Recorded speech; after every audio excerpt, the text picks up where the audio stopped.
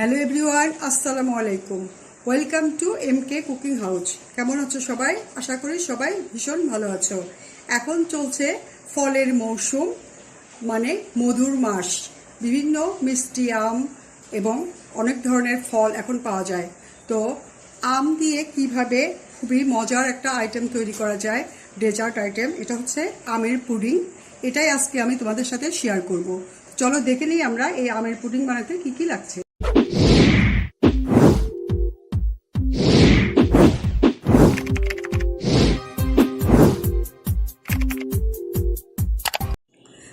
Mango pudding তৈরি করার জন্য এখানে আমি নিয়েছি 5টা ডিম আর একটা আম।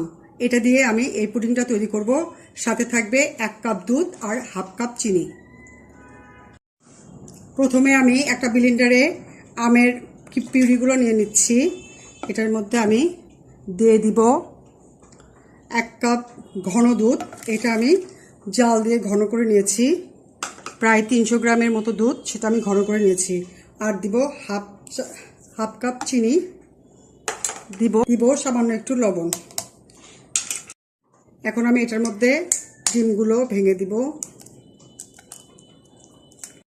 এখানে আমি ব্লেন্ডারের জারে 1 কাপ দুধ, 5টা ডিম, হাফ কাপ চিনি আর একটা আম দিয়ে নিয়েছি। এখন এটা আমি ভালো করে ব্লেন্ড করে নিব।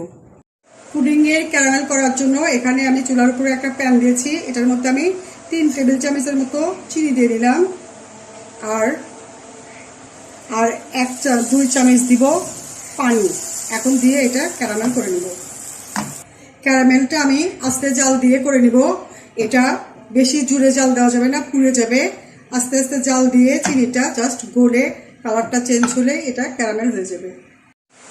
আস্তে জালে আস্তে আস্তে ক্যারামেলটা, চিনিটা গলে ক্যারামেল হচ্ছে। এটা আমি মাঝে মাঝে একটু ঝেঁকে নিব।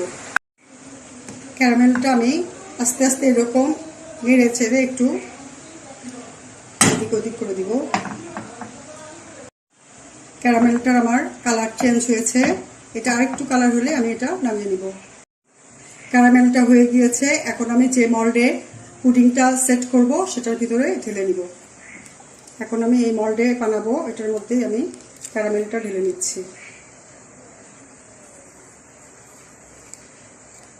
পাটের মধ্যে আমি ক্যারামেল সেট করে নিয়েছি। এখন আমি এই দুধের মিশ্রণটা এটার মধ্যে ঢেলে দিব। তো এটা একটা ছাঁকনাতে সেঁকে দিব, যেন ভিতরে কোনো লাম্পস না থাকে। ছাঁকনা দিয়ে আমি সেঁকে দিলাম পুডিংয়ের মিশ্রণটা। এখন আমি একটা ঢাকনা দিয়ে এটা ঢেকে দিব। পুডিংটা গরম পানির মধ্যে আমি ভাপিয়ে নিব। সেজন্য একটা পাতিলের মধ্যে আমি কিছু পানি দিয়ে ফুটিয়ে নিয়েছি এবং তার মধ্যে একটা স্ট্যান্ডও বসিয়েছি। এখন আমি এই পাটিটা আস্তে করে এটার মধ্যে সেট করে দিব। এখন এটা একটা ঢাকনা দিয়ে ঢেকে আমি এটা 30-35 মিনিটের মতো এটা জাল দিব। 30-35 মিনিট পরে আমি ঢাকনাটা খুলে দেখছি পুডিংটার কি অবস্থা। এটা আমি খুলে দেখছি।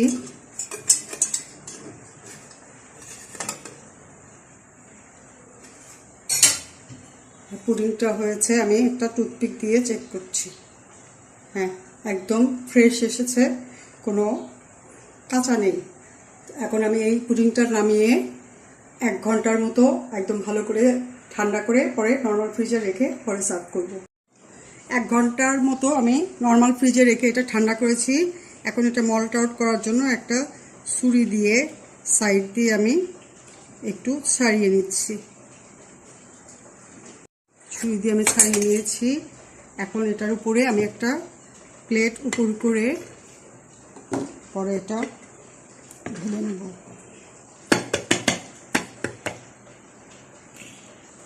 এই যে দেখো কি সুন্দর পুডিং হয়েছে, অসম্ভব সুন্দর দেখাচ্ছে। এখন এটা আমি একটু ডেকোরেশন করে দিব। এই যে বন্ধুরা দেখো, তৈরি হয়ে গেল ভীষণ মজার আমের পুডিং। এটা দেখতে কি সুন্দর লোভনীয় দেখাচ্ছে আর এটা খেতেও অসম্ভব মজার। চলো আমরা এটা একটু কেটে দেখাচ্ছি এটার ভিতরে কেমন হয়েছে।